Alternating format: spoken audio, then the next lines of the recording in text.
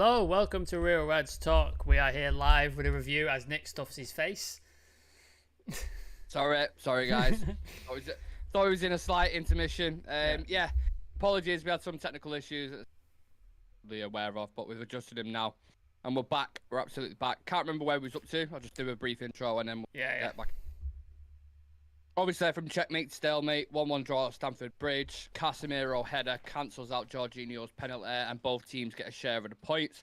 Ten Hag's record I mentioned before, just in case anyone it. Beat Liverpool, Arsenal, Tottenham, drew to Chelsea. We're all very happy with the record against 6. But there will be things in that game that he will not be happy about. One significant, in particular, when Potter switched it up, he took Cucurella off, brought Kovacic on to kind of get near Casemiro, and the game kind of completely changed. And it was very 50-50 from then on until the end of the game. Jorginho wins a penalty from a silly McTominay tackle in the box in the modern day, which will get given nowadays. And then we rescued at the end. Point, Sam. But your overall thoughts on the game?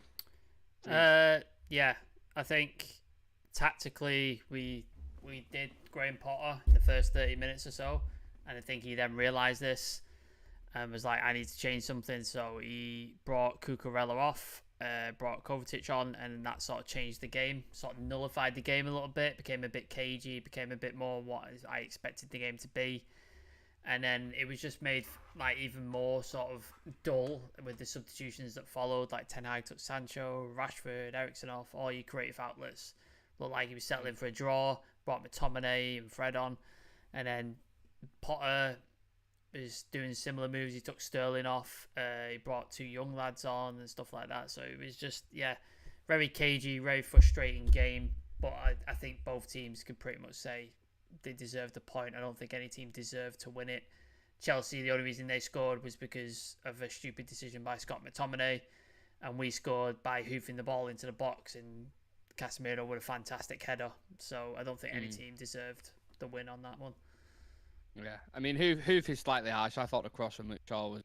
No, but you know what I mean. Like we don't play that game normally. Yeah. We don't normally. We were saying Rory Delap, weren't we? Yeah, and they're watching like Rory Delap throw-ins and stuff.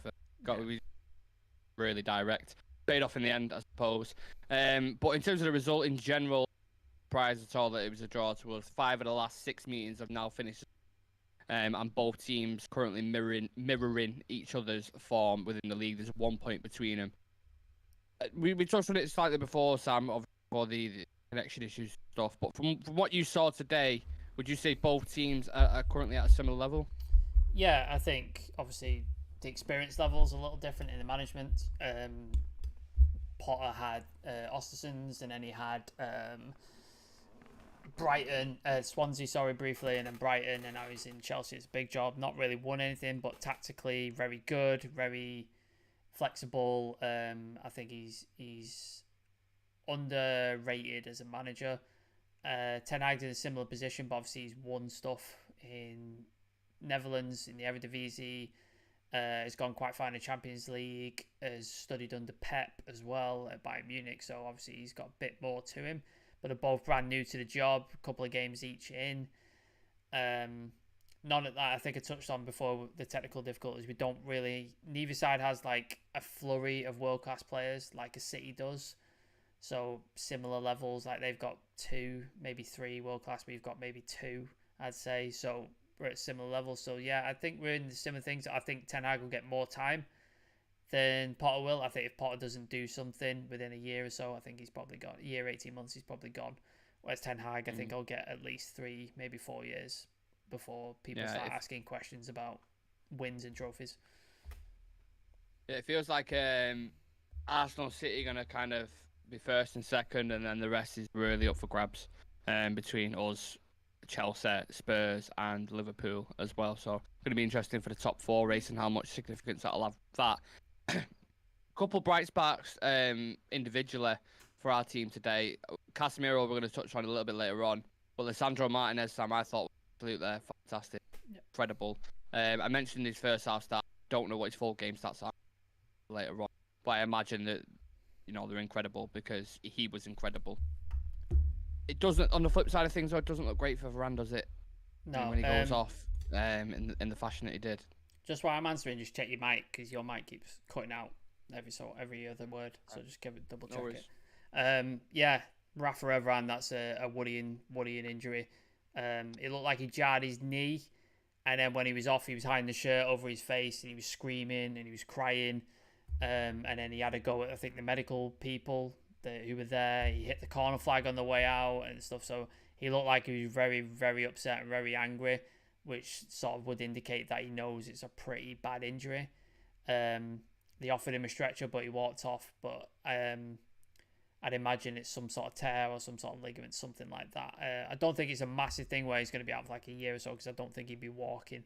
But it doesn't look good, and it doesn't look good for him at the World Cup either, which is probably what he was upset about, because France are probably in the opportunity to win this World Cup. But yeah, that's worrying. Lindelof came in, didn't really do anything wrong, to be honest with you, and I don't mind him as a third choice centre back, but it's worrying because now we're only one step away from Maguire. If Lissandro gets injured, it's Maguire and Lindelof. And we all know how that goes, and that's maybe the World Cup's coming at the right time, Sam. Yeah, so 4 games.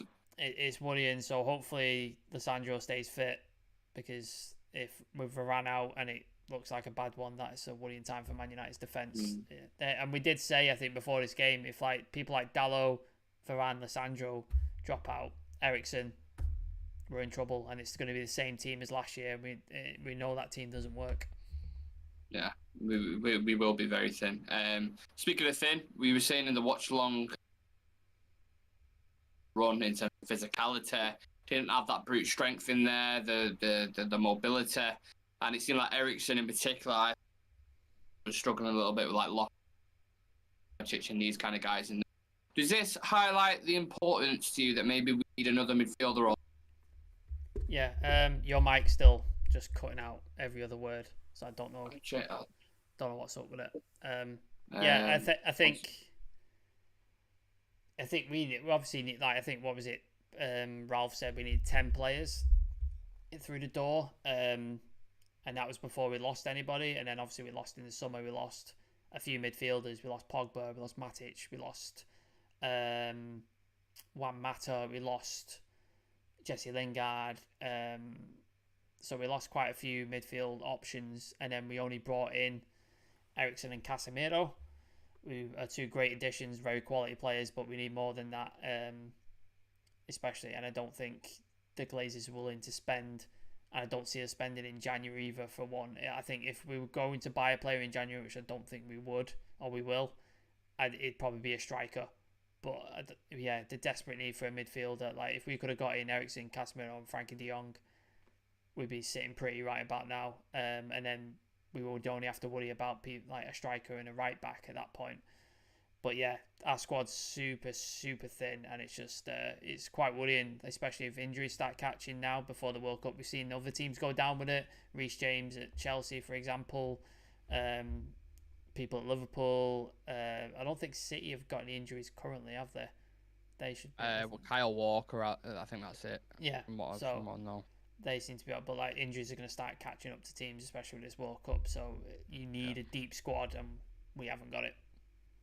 Just before I dive into Casemiro, how's my audio? Sounds better now. Don't know what you've done, but it sounds a little bit better. Right, okay, I don't know if there's like a loose cable or something. I mean, maybe. I have no idea. I'll have a look into it after the review. Yeah, one midfielder in particular obviously had a great game. Got the equaliser, Casemiro. I've got some stats from the game of his. So 83% pass accuracy, 68 touches, 10 ball recoveries, 6 out of 8 ground duels won, 6 out of 8 long balls completed, 4 tackles won, 3 clearances, 1 shot on goal, and 1 goal for Casemiro today. There was questions about him, Sam, obviously first couple of games when he kind of being drip fed into the team. He certainly seems like he's taking that place now, don't I thought he was class today. Yeah, Casemiro's. I said before, Andy, it was only a matter of time before he sort of shows how good he is in his quality. There's a couple of things in the chat. I'll just get them out of the way. Ashley Dallow, long time no see, mate. It's been a while. We did talk about you on the watch along. It's been a while. We did, yeah. What we learned for the last game is that Rashford has indeed become Trashford. It's a bit harsh, mate, I think. He can't score. We need Cody Gakpo. Matches should have been won during the first 30 minutes, but Ten Hag seems to be afraid to play young guns. I did touch on that. I did say that during the watch along. Who sends McTominay to win as a match? Yeah, good point. And who else was it, though? Yeah, exactly. Casemiro, bossy midfielder, who arranges things. Yeah, Casemiro was fantastic. First got what time to score? His first goal for Manchester United. Fucking towering header as well. I think he outlet Scott McTominay, who's one of the biggest guys on the field. Outleapt him. Got like massive header. Full of passion as well in the celebration. Like I think he was screaming for about 20 minutes. Absolutely mental. So he definitely gets it. But yeah, he's starting to come good now, and I've been saying this. I think it's just a matter of time before he shows who he is, because we've seen it 5 Champions Leagues, God knows how many La Ligas and stuff. It's gonna come, and it seems to be paying off now. I just hope, again, if injuries and stuff like that, he has to play every game now, because we haven't got the cover for him. So and we were talking about depth off camera. We lose Dalot, it's Ramasaka. We lose another centre back now. It's back to Lindelof and Maguire. Well, obviously, goes out. We lose midfielders. We're thin in midfield, thin up top. It's mad to think. I know I keep mentioning it. We spent over 200 million, and we're still so thick. Look at our bench today. You wouldn't believe it. Honestly, you would not believe it. Obviously, Tiana was missing, which is another key point I think we should touch on as well. Do you think that could have? Well, I don't think, but could have that been I can't speak. Could that have been a game where we needed Ronaldo? And look at the options we had, Sam. There was no depth at all. I think with the way Ronaldo is feeling and obviously thinking right now, I don't think he'd be any use to us. I think he's not interested in playing for us. He's not interested in anything other than from what in himself at the minute, as you saw with his apology, where he did not mention the word sorry at any point during that apology or apologise. So, yeah, I don't think he'd be useful in this sort of situation, especially with the attitude he's shown in recent days. The one thing I brought up continuously on the watch along was the fact that Ten Hag seems to be afraid to use the young people on the bench. Potter brought Chukwuemeka, I think that's his name. I'm sorry if I'm butchering I don't think it. anyone's going to get that pronunciation And right. then Broja as well, who's a young lad as well. Obviously, he was on loan last year at Southampton. He brought guys on. Obviously, he's in the same position as Ten Hag. He's fighting for top 4, brand new manager, brand new squad, etc., getting used to his system. So he did it. So I don't understand why Ten Hag wouldn't throw on a Palestri, Garnacho, a Zidane, somebody like that. Like, I think you could do a lot worse. Like, the game wasn't going our way anyway.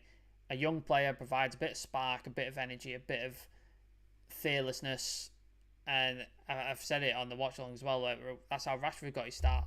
Came on, Martial was injured, scored a hat-trick, and the rest is history. Like, he's a first-team regular. That's how young players get in the team. And I just think Ten Hag could have used Garnacho. He could have used Palestri. He could have used Zidane. He could have used somebody like that just to spark something in the game. And then maybe the other players start to feed off that energy or something. I just think that could have been an option. But he seemed to just want to play the tried and tested in Fred and McTominay, which, I mean, it's his prerogative. And the fact he brought on Elanga as well. If you're going to bring on, I would have rather gone for Garnacho. You know what, Elanga, sure. He was okay when he came on, but he didn't do anything. Garnacho's different defenders. Comes on, they don't know too much what to expect. We played against Elanga before. They know the story.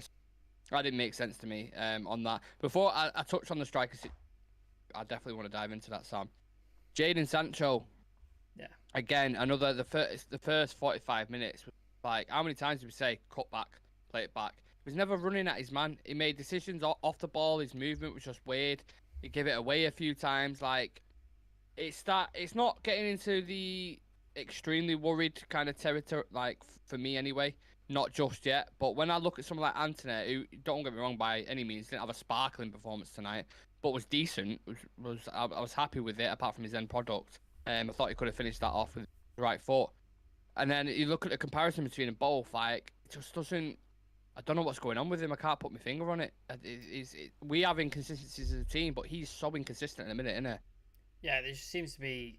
I think to me it feels like lack of confidence. Like, it just feels like he's not the Sancho that we saw at Dortmund, where he's taking defenders on, he's running at people, he's dribbling, all that sort of stuff. And it just doesn't seem to have the confidence. He'll get in good space, in a good position. He'll get the ball, and then he'll just sort of stop for a minute, and then he'll go, "Oh, I'll just play it back to Shaw. I'll just play it back to Bruno," and just give up responsibility of the ball. Like, commit a defender, like dribble, make something happen. If you lose the ball, like, fine, it's fine. Just try and make something happen. But he just keeps playing the safe ball, and I'm just like, why are you on our left wing if you're just gonna do that? Like, we don't need you to do that. We need you to do what Jadon Sancho does. Hashi Dallow's put in. I watched the match with analytic eye, and what I can say is most of the time we were attacking. There was no one in the penalty point. Why didn't Garnacho or Iqbal come in? Yeah, I agree, mate. And exhibit, people now blame Ronaldo. If he start, we can win. I don't think anybody's blaming Ronaldo, mate. Nobody's blaming Ronaldo for that result, I don't think. I do agree with the fact that we needed a focal point, though, because there's a lot of people on the watch along who were saying, well, balls into the box, and I was like, to hit? There's no one to hit at all. Like, Rashford's not great in the air. There was no one, and you needed that. You needed someone for the centre back. About like Rashford was drifting, and we know it's just on Rashford. I know his main position isn't number 9. I said he could play there in set games, but today, what else can you do? Like I said again, there's no one else. No. He's the only one who could do an half decent job there, so he had to play there. But he's more of a runner in behind. When you've got 3 centre backs that are occupying you, it's difficult. It's obvious we need a striker. Our goal difference is the worst in the top 10, apart from Fulham. We're currently sat on 0 goal difference. Just on the striker thing, do you think it's going to be summer now until we get a main striker up top? Yeah, unless we sell 3-4 players in January. We know how good of a selling club we are, because we've still got players that should literally just should have gone about 3 years ago, and they're still here. So yeah, unless we sell like Jones, Twanzebe, Maguire, who else could we sell? Elanga. It could be. There's a few. Unless we sell like 3 or 4 people to raise some money, even though we've got the money, but the Glazers are saying we don't have the money. Unless we sell a bunch of players, I don't see us buying anybody in January. So I think we're sort of stuck with what we've got at the minute, and that's why if we're not buying anyone, that's why I'm like, why aren't we giving young players a chance? Because if we're not going to buy anyone, we might as well. Well, I'm looking at the fixture. I thought a couple of players looked leggy in that game. I thought first time, Ericsson looked really leggy in the game. There's others, but I feel like now's the perfect time that you got the next few fixtures when you got people like Donny coming back. Maybe Wan-Bissaka throw out there, like in the Europa games, for example. Maybe a Garnacho. Like, now we need to rotate a little bit. You've got games where you can afford to rotate. You know, I think we've got Aston Villa, Fulham, Nottingham. These kind of teams. You got Sheriff on Thursday, like. Yeah. So I do feel like rotation should be there, but a draw, a win, and a loss against 3 decent teams the past week. Obviously, drew to Newcastle, beat Tottenham. Oh no, so it's a draw, and a win. Yeah, 2 draws and a win. So I'm happy with that. I think we would have taken that beforehand. I don't want to speak for you, but I certainly would have. Got a nice run of fixtures, as I said, and I hope we can see the likes of a Martial come back as well, because I feel like he's going to be very important. We talk about Varane being out at centre back. We need Martial back in that team, and then maybe if Sancho's dropping off, you can push him over to the left. Just gives you your feelings on the next kind of run of fixtures, Sam, and feeling confident after that fixture. We've got Sheriff on Thursday. I'm going to the game, so I'll sort of make sure I'm watching sort of pitch side, which is a lot different to watching on TV. I think we can afford to rotate there. I think we've won the last 2 games, so we're in a good position in the group. So we want to win the group, so we avoid that sort of Champions League dropout type thing. So I think it'd be a good idea to rotate, especially people like Ericsson. Sancho, I think, needs to be rotated out. I think Rashford, I'd love to rotate him out, but again, do you bring Ronaldo back in? Like, because I don't know if that's the option. I'd love to see Palestri, Garnacho get an opportunity. I'd love to see Dan Iqbal come in for Ericsson or someone like that. That'd be great to see. We're very low on sort of defensive rotation, aren't we, really? Like, Malacia will probably come in for Shaw. I don't think Maguire is back yet. I don't know if he's back from injury, so it's probably going to be Lissandro again and it just seems like he's playing every single game, which is worrying. Dallo will probably play again because I don't see Wan-Bissaka coming in. And then maybe you rotate the goalkeeper. But our defensive line's probably going to be about the same, isn't it, really? Like, what's the point in paying for Dubravka? What's happened? Where is he? Don't know. No idea. Where's Donny? Does anyone know? Where's Donny? Like, at this point, we need to get milk cartons for, like, fucking Donny van der Beek and Dubravka missing. I don't have a clue where they are. There's been no updates on him. No journalists have been asking questions about him. It happened last year. Do you remember? We was talking about Wan-Bissaka. Yeah, but he's just saying this year. Like, he's saying he's injured, but nobody said what it is. Like, how long? Like, there's been no clarification whatsoever. Yeah. Has he just frozen him out of the squad and he's just saying he's injured, but he's not? That's what I mean. We don't know. We really don't know. It's definitely an interesting few weeks now up until mid-November when it starts. So hopefully we can carry on the momentum. You know, finish off with a good point average out of them games, and then we play Nottingham Forest. I think after the World Cup finishes on Boxing Day, which is a good game to come back to. Hopefully not too many injuries when we get back from the Cup, but we might be fucked. Should we dive into the ratings? Yeah, Sam? I just think just one thing is that's like we'll have a couple of players who won't go to the World Cup, such as like Sancho. I doubt Donny goes with the thought that he's not played, so I doubt Donny goes. Rashford's 50-50 at this point. So it might be good, like if players like that stick around and Ten Hag works with him over the World Cup, trains him, gets stuff going and stuff like that, might be a benefit for us if not a lot of players go. Obviously, I think Luke Shaw's going to go, Casemiro, Anthony, they'll all go. But if a couple of like first team players stick around, it might not be such a bad thing for United. We might be able to sort of get some coaching into him, spend some good time with him. So let's do ratings. That's a very good point you make that, because I feel like Sancho and Donny in particular, he can work with on the training ground, and you might see a different kind of variant of them when we come back from the World Cup. Yeah, David De Gea, we were touching on his distribution again. I hate using that word. I'm going to find distribution. I feel like we say it all the time. Passing out from the back. Yeah, passing out from the back. It wasn't great again. There was a few times we picked up on it. I'll just give him a 5.5 because I don't think he did anything.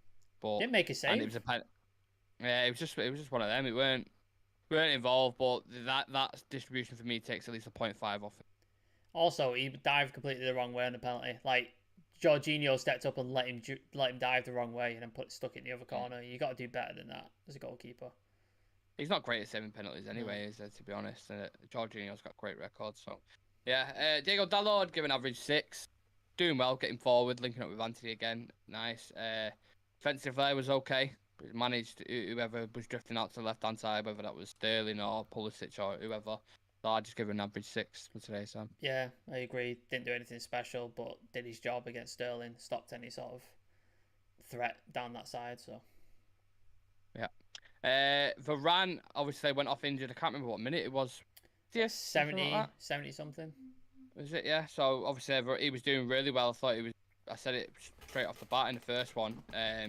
He looked, commanding his areas, playing out from the back, nice, winning his aerial duels, sweeping up. So Varane and Lissandro, I'd both give a 7-2 again. I thought this ball. Well, actually, Lissandro, I'd give a higher rating. I thought Lissandro was the best player on the pitch today, and I'd give him a 7.5. Yeah, Lissandro was man of the match for me. Thought he was fantastic. Interceptions, breaking up play, aggressive. He gets an extra 0.5 for pushing Thingy over. Yeah, I like that. Who was it? Jorginho. Yeah, pushing Jorginho. That was fun. That was nice to see. Just there was a header interception that he did with diving header, put his face in danger. There was another one before that where he tackled the guy and came round and sort of thing. So yeah, Alessandro Martinez, the sort of best man on the pitch today. 100%. Using different words for everything here, aren't we? Yeah. Left back Luke Shaw put a great cross in for Casemiro. Thought he was on the front foot again. Looked proactive. I can't remember any mistakes he's made. You might remind me of one. His passing was good. Normally that's what lets him down. He's a shitty passing, and he'll let himself down. His positioning was decent. Didn't see him out of position too much, which again is another flaw of his. But yeah, I had 6.5. I think he was decent. Absolutely. And another contender for man of the match, Casemiro, Sam. How would you rate his performance? Very, very good. His passing seemed to be less wayward than it has been in the past sort of few games. Some good forward passes, breaking up play. Looks like he was on for it. And then, the goal was phenomenal. What a fucking header Yeah. that was. Towering, got right above everybody, out jumped Scott McTominay. Brilliant header, stuck in the back of net from a great cross from Shaw. So yeah, he was very close contender to man of the match, but he's just a little bit further away than Lissandro. I think Lissandro was just edged him. It's interesting because I feel like a lot of people will go for Casemiro Yeah.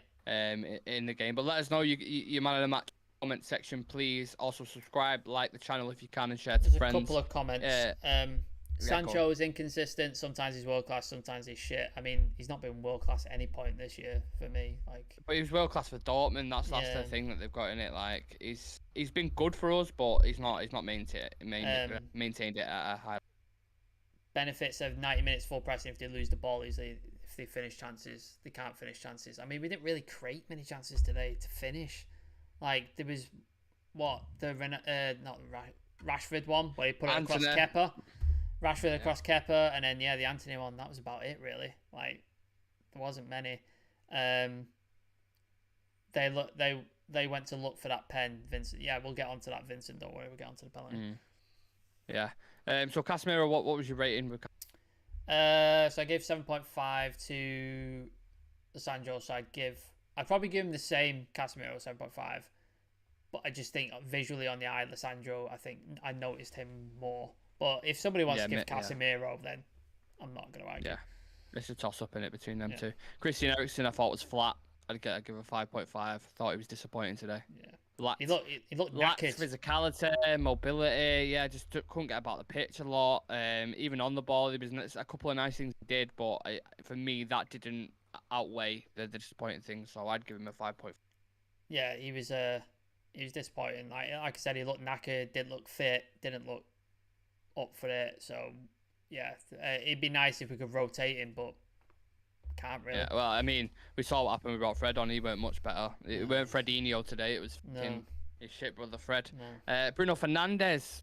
Poor. It's a weird one with Bruno. Very poor. I thought he was bad, but I thought there was things that he did do well, and he was still a threat, creative, like the creative threat. Sorry, that the only one that was still on the pitch, which is one of the reasons why I personally wouldn't have taken him off. But again, it's not a great performance. I'll give it 5 points.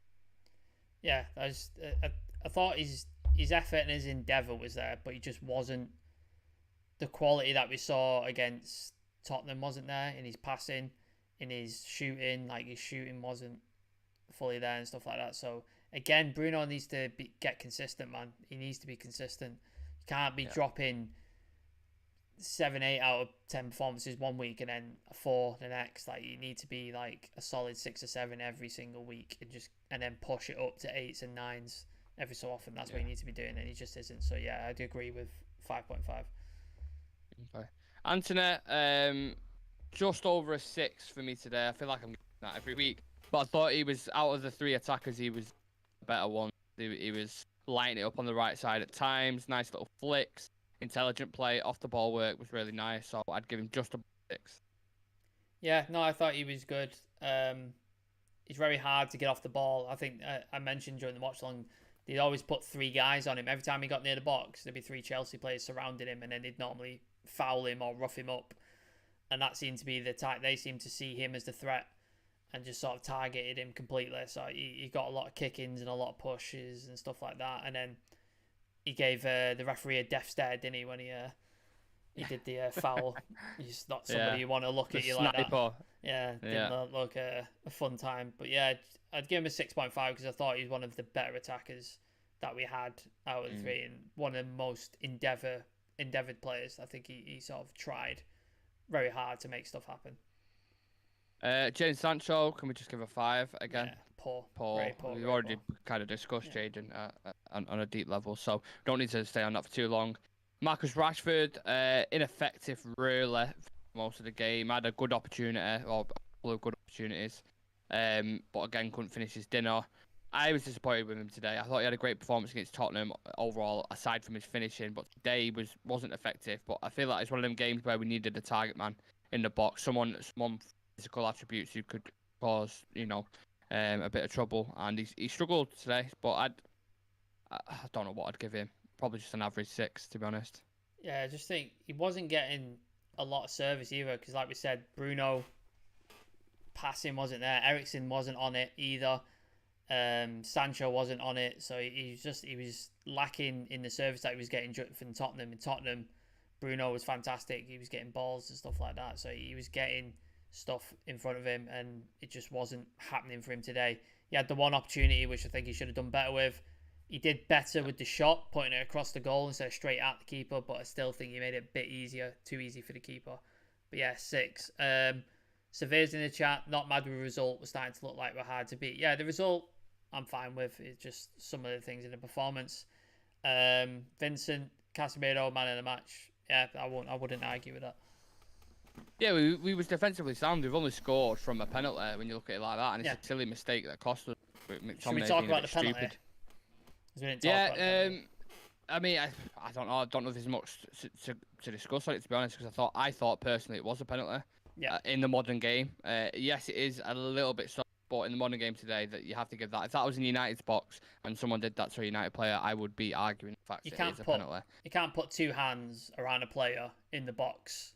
Like, you just can't. You can't wrap 2 hands around a player because he's gonna go down and then you get a penalty. Like, he made it theatrical with his dive, but if you put 2 arms around a player in a penalty box on a set piece when the referee's right there, you're just asking for trouble. And McTominay should know better than that. Like, you've just come on the pitch and you're doing stuff like that. You need to know better than that. More to the point, the annoying thing is the fact he's lost his man. Brozia's a big guy, physically, and he's not switched on enough there. So maybe, you don't know what happens towards the end of the game if he would have nicked the 3 points. So, yeah, we're not going to rate this up. Your mic's gone completely. It's gone? Yeah.